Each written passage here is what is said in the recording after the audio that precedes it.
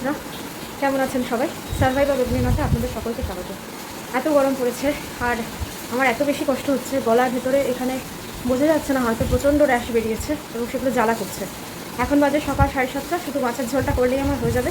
ইতিমধ্যে চা, রুটি, গাছে জল দেওয়া, ঘুটনকে খাওয়ানো, ঘুটনের গায়ে একটু টিক্স হয়েছে। ওর যে সিসা ফ্লাক্স শ্যাম্পুটা সেটা কোথাও পাওয়া যাচ্ছে না, অনলাইনেও না অফলাইনেও না। ওটা পেলে একটু ওটা সব থেকে ভালো কাজ করে।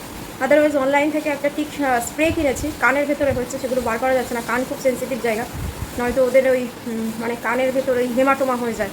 আমার পাশের বাড়িরই কুকুরটার ওই রকম সাংঘাতিক অবস্থা হয়েছিল, যা দেখেছি সেটা মানে অহতব্য নয়, যে কষ্ট সেই কুকুরটার আমি দেখেছি। সেজন্য কান থেকে টিক বার করার চেষ্টা আমি করি না, স্প্রে করছি, কিছুতেই কিছু হচ্ছে না। তারপরে ওই জনসন বার্ডস দিয়ে কেরোসিন দিয়ে একটুখানি মুছে দিয়েছি, তাতে করে দেখেছি একটু কমেছে। আর কী যে করবো আমি দিশেহারা। প্রথম কথায় গরমে আমার যেটা হয় সেটা মানে গত বছর হয়নি, এবছর আবার হচ্ছে। অতিরিক্ত স্ট্রেসের কারণে গরম আমার একটা অ্যালার্জি বেরোয়, মানে সারা গায়ে ডুমো ডুমো হয়ে চুলকোতে থাকে। গত বছরের ওষুধটা যেটা খাচ্ছিলাম সেটাতে এই জিনিসটা হয়নি, কিন্তু এবছর দেখছি আবার নতুন করে শুরু হচ্ছে। তো কালকে আমি এসি কিনতে গিয়েছিলাম, এসির দোকানে এত ভিড়, মানে পুজোর সময়, সরস্বতী পুজোর সময় রাস্তাঘাটে যেরকম লোকে ধান দুর্বা, বাসন্তী ফুল, হলুদ কাপড়, মূর্তি ইত্যাদি কেনা, সেই রকম ভিড়। আর সে পা দিয়ে ঠেলেছিলেন আমার ছেলে রেজিস্ট্রানে, এত ভিড়, মানে নতুন কাস্টমারকে এন্টারটেন করার জন্য ওদের কর্মচারী অভাব পড়ে যাচ্ছে এরকম। তো কেনা হয়েছে, কিনেছি প্যানাসোনিক ডেটন, কিন্তু সেটা ডেলিভারি আসবে আগামী মঙ্গলবার নাগাদ, মানে মঙ্গলবারেও আসবে কিনা জানা নেই। তারপরে ইনস্টলেশন হবে, তারপরে হয়তো একটু শান্তি পাবো। তো যাই হোক, চলুন দেখি। মাছটাকে খুব কড়া করে ভেজে নিলাম। আপনারা জ্যান্ত মাছ হলে এতটা কড়া করে না ভাজলেও পারেন, আমরা যেহেতু এটা বরফের মাছ সেজন্য ফ্রিজেও বেশ কিছুদিন ছিল। ভেজে নিয়ে তুলে নিচ্ছি, মাছটাকে তুলে নিয়েছি। এরপরে জিরে ফোড়ন দিলাম, সাদা জিরে ফোড়ন দিলাম, একটা শুকনো লঙ্কা ফোড়ন দিলাম, আর ঝিঙে, বেগুন, আলু এগুলো দিয়েছি। কচি পটল থাকলে কচি পটলও দিতে পারেন। আর একটুখানি আদা থেতো করে দিয়েছি, দিয়ে এটাকে ভাজা ভাজা করে নেব। নিয়ে তারপরে ওই ধনে জিরে, হলুদ গুঁড়ো, লঙ্কা গুঁড়োর যে ঝোল সেটা মানে গোলা বানিয়ে রেখেছি, সেটা এর মধ্যে মাছ সমেত দিয়ে দেবো। বেশ ভালো করে ফোটাবো, যাতে করে ফোটালে বেশি করে, যত ডাল এবং মাছের ঝোল যত বেশি করে ফোটাবেন তত তার স্বাদ বৃদ্ধি হবে। এবং আপনারা এই গরমে আমি বলবো যে কাঁচা লঙ্কার ঝোল করুন, শুকনো লঙ্কার গুঁড়োটা অ্যাভয়েড করলে ভালো হয়। এটা শিফট করে নিলাম, কারণ ওখানে অনেক বেশি তেল ছিল, আমি অতটা তেল আমি রান্নায় ব্যবহার করব না, সেই কারণে শিফট করে নিলাম। কড়াইটা গরম হয়ে গেছে এবং এই যে এখানে আমি গোলার মধ্যে মাছগুলো রেখেছি, এটা দিয়ে দিলাম। এবার এটা ফুটতে থাকবে, ভালো করে ফুটবে এবং ভালো করে অনেকটা আরেকটু ঝোল দেব, আমি অনেকটা ঝোল দেবো, যাতে একটা মাছের ঝোল তরকারি সমেত দিয়েই ভাত খাওয়া হয়ে যায়। এমনিতেই গরমে মানুষ, আমরা প্রত্যেকেই, পুরুষ এবং মহিলা যাই বলুন না কেন, প্রত্যেকেরই খাওয়া কমে গেছে এত গরমে। তো এটাকে আমি এখন চাপা দেবো, দিয়ে রান্না হতে দেবো, দিয়ে ওদিকে কাজ করতে যাব, ওয়াশিং মেশিন চালাতে যাব।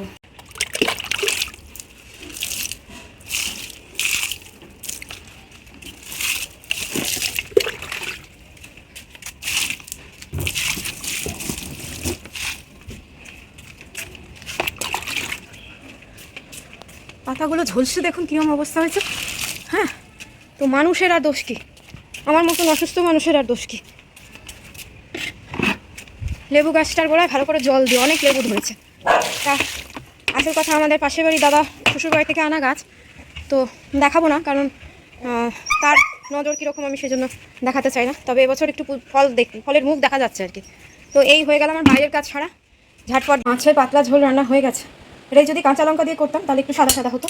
এবং আপনাদেরকে আমি বলবো যে আপনারাও কাঁচা লঙ্কা দিয়েই রান্নাটা করুন গরমকালে, বিশেষ করে এখন যা গরম পড়েছে।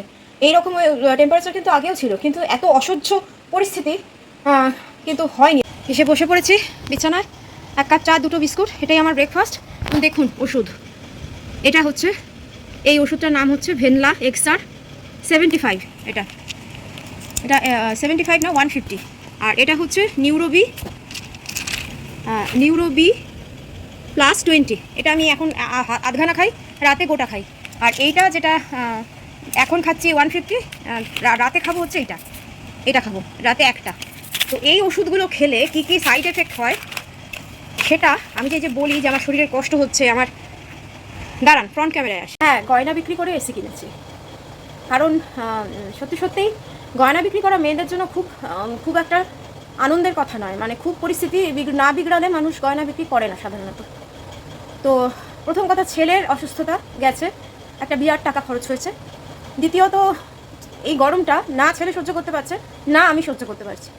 আর আমাদের যে পুরনো এসিটা ছিল, সেই পুরনো এসিটা উইন্ডো এসি, এবং সেটার কোম্পানিই উঠে গেছে, ইলেকট্রোল্যাক্স কোম্পানি উঠে গেছে। শুধু তাই নয়, ওটা এখন সারিয়ে যদি আমি চালাতে যাই, যে পরিমাণ, আমি তো কানেকশান কেটে দিয়েছিলাম, যে পরিমাণ বিল আসবে সেটা আমি বিয়ার করতে পারবো না। আমি কালকে নতুন করে ওয়ারিং করিয়েছি এবং প্যানাসোনিক কিনেছি। হ্যাঁ, অনেকেরই মনে হতে পারে যে শেষ পর্যন্ত গয়না বিক্রি করলে এসি কেনার জন্য, তুমি একজন ক্যান্সার সার্ভাইভার হয়ে তুমি গয়না বিক্রি করলে এসি কেনার জন্য। পরিস্থিতিটা এরকমই দাঁড়িয়েছে যে আমাকে সেটা করতে বাধ্য হয়েছি আমি। অনেকেই এটা ভালো চোখে দেখবেন না, আমার সামনে হোক আড়ালে হোক কটু মন্তব্য আসবে। আরে আমি যাই করি না কেন, আমার পেছনে কথা বলার লোকের অভাব নেই। মানে আমি নিজেও জানি না যে আমি কতটা খারাপ বা আমি কী করেছি বা না করেছি। যাই হোক, এটা আপনাদের সকলের সঙ্গেই হয়তো ঘটে থাকে। এই যে দেখছেন বাদরের মতন সবসময় চুলকে যাচ্ছে, যেখানে ঘাম হচ্ছে সেখানেই চুলকাচ্ছে। আগের বছর যে ওষুধটা খাচ্ছিলাম নার্ভে, সেই ওষুধটা খেয়ে এই জিনিসটা কমেছিল। আবার মনে হয় স্ট্রেস লেভেলটা বাড়ছে, মানে স্ট্রেস হরমোনগুলো বেশি বেড়ে গেলে আমার এই জিনিসটা হয়। তো ডাক্তারবাবুকে ইনফর্ম করতে হবে। যাই হোক, শুধু তাই নয়, আমি শুধু একটা ওয়াশিং মেশিনও কিনেছি, ফুললি অটোমেটিক কিনেছি, বশ কোম্পানির ফ্রন্ট লোডিং কিনেছি। এবং যেটাতে আমার ইচ্ছে ছিল যেটাতে একেবারে 100% ড্রাই হয়ে বেরোয়, সেটা 71,000 ছিল। কিন্তু তারপর ভেবে দেখলাম যে আমি তো ফ্ল্যাটে থাকি না, আমার ছাদে, সিঁড়িতে, ঘরে, যেখানে খুশি মেলার জায়গা আছে।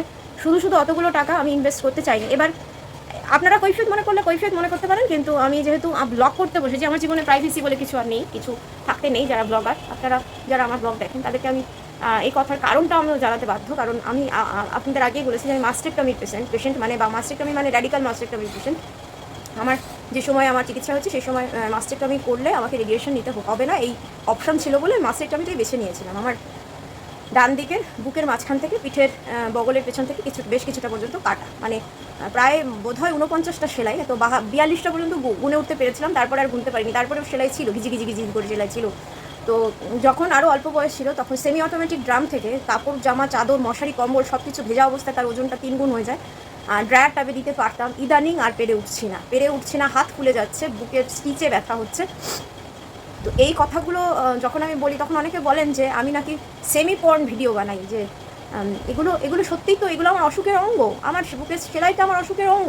তাহলে যারা ডাক্তারি পড়ছে তারা কি মানে পর্নোগ্রাফি করছে, স্টাডি করছে? মনে হয় না। তো এগুলো তো জানা, এগুলো যাদের হয়নি বা যাদের এই অসুখটা এখন হয়েছে, তারা তো আমার কাছে এই কথাগুলো জানতে চান। আমার এক বোন আছেন বাংলাদেশ থেকে, ফারজানা, সেই বোনকে আমি বলছি, হ্যাঁ আমি বোনই বলবো, কারণ সে আমাকে দিদি বা আপু বলে ডাকে, আমি সেই জন্যই বলবো যে বোন, তুমি দিনে 5 বাটি করে সবজি অবশ্যই খাবে, 5 রকম, মানে দিনে অন্তত 5টা বা ছোটো বাটি, এইটুকু বাটি যেগুলো হয়, সেই বাটি ভর্তি 5 বাটি ফল তুমি খাবে। ফলের মধ্যে কি খাবে? আপেল খাবে, পাকা পেঁপে খাবে, রোজ রাখবে পাকা পেঁপে, আপেল, লেবু জাতীয় ফল, তার মধ্যে শুধু বাতাবি লেবুটা কিন্তু খাবে না, আর কাঁচা পেঁপে কখনো খাবে না। আর ছোটো মাছ, যেগুলো তো বাংলাদেশে হয়তো আমাদের এখানকার মতো এখনও ফরমালিন দিয়ে মাছ বা মাছকে অন্যরকম কিছু খাবার খাইয়ে মোটা করে দেওয়া, ইঞ্জেকশন দিয়ে বড় করে দেওয়া তাড়াতাড়ি, এগুলো হয়তো এখনও শুরু হয়নি আমার ধারণা। তো তোমাদের প্রত্যেকেরই যদি বাসায় পুকুর টুকুর থাকে বা সেই রকম যাদের কাছে আছে, তোমাদের বাড়িতে যে কর্মসহায়িকা থাকেন, তাদেরকে বলেও তোমরা সেই রকম মাছ যদি পাও, জ্যান্ত মাছ, অন্তত 5 বছর সেটা চেষ্টা করো খেতে। 5 বছর ধরে এই খাবারের নিয়মটা, ফল, সবজি এবং মাছ। আর ডিমটা, যদি তোমার কোলেস্টেরলের সম্ভাবনা না থাকে, তাহলে আমি বলবো যে ডিমের সাদা অংশটা 2টো করে সকালবেলা খেও। আর ভাতের পরিমাণ, মানে কার্বোহাইড্রেটের পরিমাণটা একটু কম রেখো। মানে ওজনটাকে নিয়ন্ত্রণে রাখাটা কিন্তু প্রথম 5 বছর খুব গুরুত্বপূর্ণ। এবং দিনে অন্তত 45 মিনিট, এই গরমে, বাংলাদেশেও প্রচুর গরম পড়েছে শুনেছি খবরে, তো যতটা সম্ভব যদি অন্য কিছু না পারো, একটু হাঁটাহাঁটি করো। আমি যেমন সংসারের সমস্ত কাজ নিজেই করি, তার কারণ হচ্ছে 2টো কারণ। একটা হচ্ছে আমার শরীরটাকে ফিট রাখার চেষ্টা, এই বয়স আর ফিট থাকতে পারছি না যদিও। আর দ্বিতীয় কারণ যে আমি কর্মসহায়িকা অ্যাফোর্ড করতে পারবো না, সেই কারণেই করছি না। তো আশা করি ফারজানা বোন, তুমি অনেকটা জানতে পারলে, আমার সব ব্লগ তুমি দেখো। আর জানো তো, একটা কথা বলি, অকারণ ভয় পেও না। ভয় জিনিসটা কি করে জানো তো? আমাকে ডাক্তারবাবু বলেছিলেন, আমি এত ভয় পেতাম, আমি মানে সাইকোথেরাপির প্রয়োজন আমার, এটা বলেছিলেন ডক্টর, যে সমস্ত কিছুতেই মনে হতো আমার ক্যান্সার। এটা কিন্তু একটা অসুখ, মানসিক অসুখ, নার্ভের অসুখ হয়ে যায়। তো এই যে ক্যান্সারের ভয়টা, এই যে ভয় পেলে কি হয়, আমাদের শরীরে খারাপ নেগেটিভ হরমোন বেশি ক্ষরণ হয়, সেটা কিন্তু যে কোনো সেল গ্রোথকে ক্ষতিগ্রস্ত করতে পারে, সেটা বাড়িয়ে দিতে পারে, ওর ক্ষতিগ্রস্ত করতে পারে, খারাপ কেমিক্যাল শরীরে বেরোচ্ছে। তো এগুলো সম্পূর্ণ আমি আমার যে অভিজ্ঞতা থেকে আমি বলছি, আমি আমার অভিজ্ঞতায় বা আমার শোনায় বা আমার পড়াশোনায় আমি এটুকুই জেনেছি। আমি ভুল হতে পারি, ভুল হলে ঠিক করে দিও সবাই, তোমরা যারা শুনছো বা দেখছো। আমাকে কিন্তু ডাক্তারবাবু বলেছিলেন যে পজিটিভ থাকতে, পজিটিভ থাকার জন্য যেটা ভালো লাগে, যে কাজ করতে আমাদের ভালো লাগে আমরা সেই কাজটাকে নিয়ে যেন নিজেরা মগ্ন থাকি। আজকের দিনটা ভালো থাকি, কালকের দিনটা কি থাকবো, কালকের দিনের কথা কালকে ভাববে, ঠিক আছে? এই হচ্ছে কথা। আর বাচ্চা কাচ্চা, তোমার বাচ্চা আছে নিশ্চয়ই, তোমার বাচ্চা দুটোর জন্য তো তুমি ভালো থাকবে। মা ছাড়া সন্তানের কেউ নেই গো, কেউ নেই। দাদি, নানি, বাবা সবাই কিন্তু এতটা করতে পারবে না। মা যা পারে সেটা কিন্তু দেখবে। কারোর যদি বাবা মারা যায়, আমার নিজেরই ছোটোবেলা বাবা মারা গিয়েছিলেন, তো আমরা কিন্তু বড় হয়েছি, বেঁচে বেঁচে আছি, ঠিকঠাক আছি মোট কথা। কিন্তু মা মারা গেলে তার যে কী কষ্ট, সেটাও কোনো শিশুর যেন মা মারা না যান। মানে সন্তানের মুখের দিকে তাকিয়ে হাসি খুশি বাঁচো, ভয়হীন বাঁচো। চিকিৎসা ব্যবস্থার প্রচুর উন্নতি হয়েছে, ইমিউনোথেরাপি এসেছে, যে ট্রিপল নেগেটিভ ব্রেস্ট ক্যান্সার এই কথাটাই এখন অবসলিট হয়ে গেছে। কারণ ট্রিপল নেগেটিভের সঙ্গে না এখন এত কিছু জড়িয়ে যাচ্ছে। ট্রিপল নেগেটিভের সঙ্গে HER2 পজিটিভ আসছে, হরমোনের যে কতগুলো ভাগ আছে, প্রোজেস্টেরন, ইস্ট্রোজেন, এগুলোর স্ট্রেস এসে যাচ্ছে। নানান রকম মানে একটা বিচ্ছিরি ব্যাপার হয়ে দাঁড়িয়েছে, একটা মিক্সড একটা জিনিস রোগ হচ্ছে ট্রিপল নেগেটিভে। তো সেদিক দিয়ে আমরা না ব্লেসড বা ব্লেসড, যাই বলি, ব্লেসড বা ব্লেসড যাই উচ্চারণ করি, তো মানেটা একই দাঁড়ায়। তো যে আমাদের শুধুই আমার বা তোমার ট্রিপল নেগেটিভ এসছে, মানে ট্রিপল নেগেটিভের তবু কেমোথেরাপি আছে, কিন্তু যদি তোমার ওই ওই আরও মানে ওই হরমোন, তারপরে HER2, এই সমস্ত ইয়েরগুলো, লক্ষণগুলো যদি আরও একটু একটু রিপোর্টে এসে যেত, সেটা কিন্তু চিকিৎসা করা অনেক বেশি টাফ হয়ে যেত, চিকিৎসকদের কাছে এটা একটা চ্যালেঞ্জ হয়ে যেত। তো এই ভালো দিকগুলোর কথা চিন্তা করো। আর উপরওয়ালা আছেন তো, তার উপর ভরসা রাখো না। উপরওয়ালা যদি চান তাহলে সব ঠিক হবে, সব ঠিক হবে। দেখো বোন, আর আমরা প্রত্যেকের জন্য দোয়া করবো, প্রত্যেকের জন্য প্রার্থনা করবো। আমার প্রার্থনায় প্রত্যেক দিন প্রত্যেকটা মানুষ থাকে, আমি তাদের ভালো চাই, চোখ বন্ধ করে আন্তরিকভাবে ভালো চাই, ঠিক আছে?